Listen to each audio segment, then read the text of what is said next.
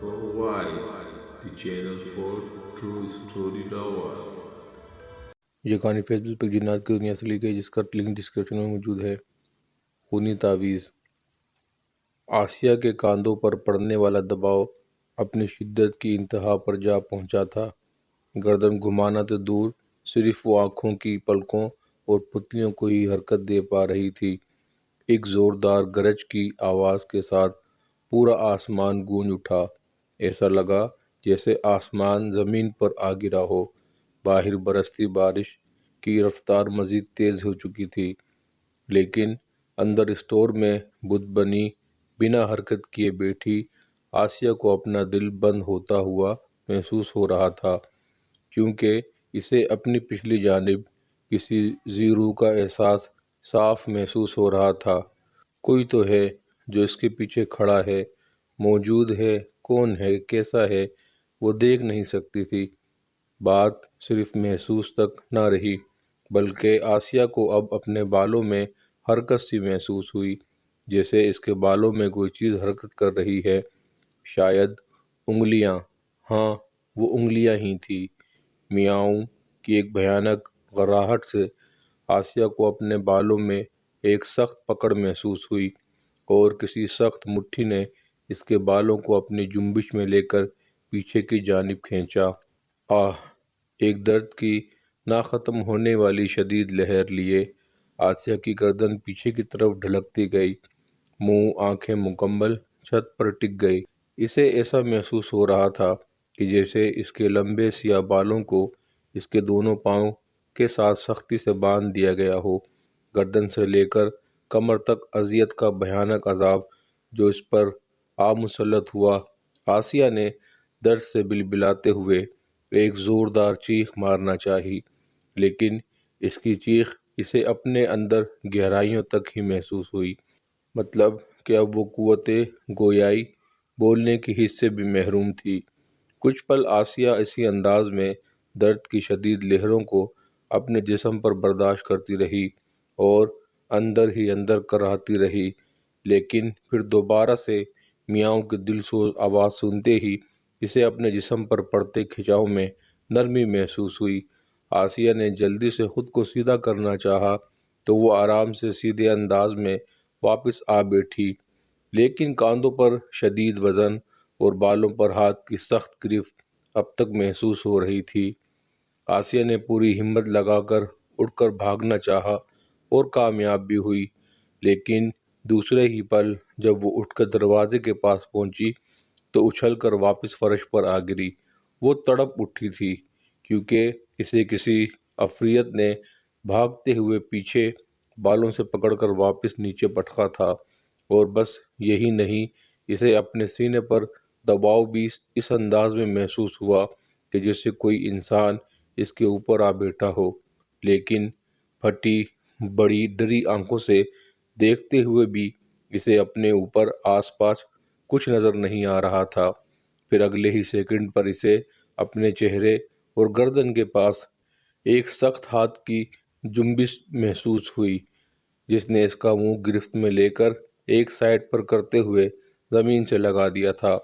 آسیہ کی آنکھوں کے سامنے اور منہ کے سامنے کچھ دور وہی بنگالی باوا کا ٹوٹا ہوا انڈا پڑا ہوا تھا۔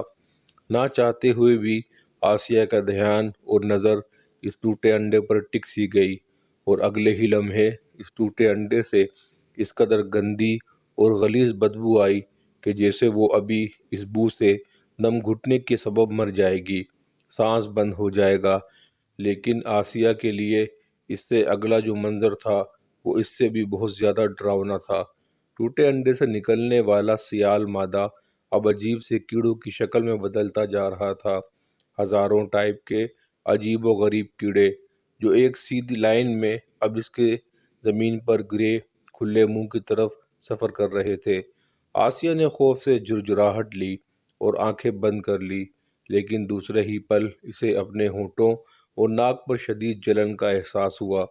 کیڑے اس کے اندر منہ اور ناک کے راستے رستے ہوئے اس کے منہ کی جانب بڑھتے جا رہے تھے۔ ایک طرف منہ میں شدید جلن جو حلق سے ہوتی ہوئی خوراک کی نالی تک جا پہنچی تھی، اور دوسری جانب ناک کے نتھوں سے ہوتی ہوئی دماغ تک شدید درد، جلن اور اذیت۔ آسیہ کو لگ رہا تھا کہ اس کا اندر کٹ رہا ہے، آنکھیں ابل رہی ہیں۔ وہ لمبے گہری سانس لیے اسٹور کے فرش پر ایڑیاں رگڑ رہی تھی، لیکن درد کا یہ ننگا ناچ اب اذیت میں ڈھلنے جا رہا تھا۔ اسٹور روم کے کمرے میں اب ایک ادھم سا مچ گیا تھا۔ بلی کی میاؤں میاؤں کرتی دل سوز آواز، جیسے کوئی زبردستی اسے ذبح کر رہا ہو، اور آسیہ کی آنکھوں کے سامنے فرش پر بہتے خون کی ایک لمبی لائن اس کے منہ کی طرف آ رہی تھی۔ فرش پر رستا خون اب آسیہ کے ہونٹوں سے جا لگا۔ آسیہ نہ چاہتے ہوئے بھی اس خون کو پینے لگی۔ جیسے جیسے وہ خون پی رہی تھی، ایک عجیب سا سکون اور سرور اس میں ڈھلتی جا رہی تھی۔ کچھ دیر پہلے والی جسم سے اٹھتی تمام درد، ایٹھن، جلن سب رفو چکر ہو چکا تھا۔ سرشاری اور تازگی کا ایک بہترین احساس اسے محسوس ہو رہا تھا۔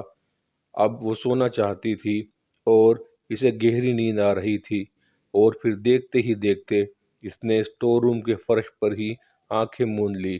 صبح جب آنکھ کھلی تو آسیہ ہڑبڑا کر اٹھ بیٹھی، لیکن دوسرے ہی پل سکون میں آ گئی، کیونکہ وہ اپنے بستر ہی پر تھی۔ کب، کیسے، کس طرح وہ نہیں جانتی تھی۔ پھر سوچ میں پڑ گئی کہ رات میں جو سب کچھ مجھ پر گزرا، کیا وہ خواب تھا یا حقیقت؟ پھر خود ہی سر کو جھٹکتے ہوئے بڑبڑائی کہ نہیں نہیں، خواب کیسے ہو سکتا ہے؟ میں پورے ہوش و حواس میں اپنی چھت پر موجود اسٹور روم گئی تھی، تو پھر اب کیسے اپنے بستر پر ہوں؟ میں تو ادھر ہی سو گئی، بے ہوش ہو گئی تھی۔ میں نیچے اپنے کمرے میں کیسے آئی؟ کون لایا؟ وہ کیا گھر والوں کو پتہ تو نہیں چل گیا جو عمل کر رہی ہوں؟ آسیہ اب پریشانی میں جلدی سے اٹھی اور کمرے سے باہر نکلتے ہوئے اپنی اماں کو پکارنے لگی۔ اماں، اماں۔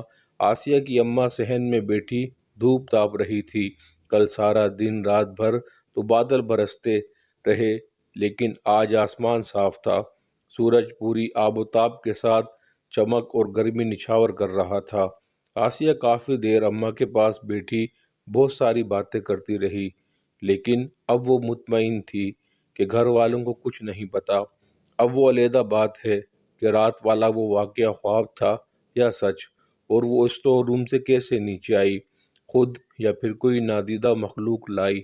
اب وہ مزید سوچنا نہیں چاہ رہی تھی، ہاں، لیکن وہ پرعزم تھی، اپنے مقصد کے لیے اٹل اور بامقصد، کیونکہ آج عمل کا آخری دن تھا، اسے ہر حال میں مکمل کرنا تھا، کسی بھی قیمت یا اذیت کی صورت میں۔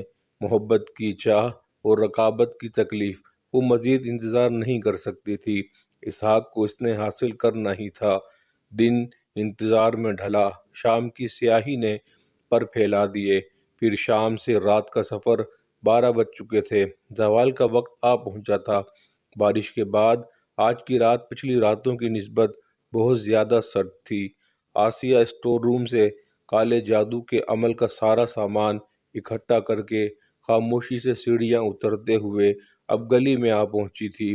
تمام گھر کل کی طرح گہری نیند میں تھا، کیونکہ خواب آور گولیاں صبح تک انہیں اٹھنے نہیں دیں گی۔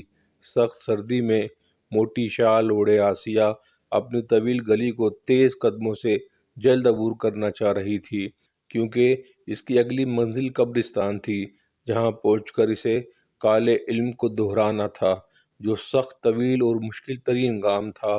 رات 12:30 بجے کا وقت ہوگا۔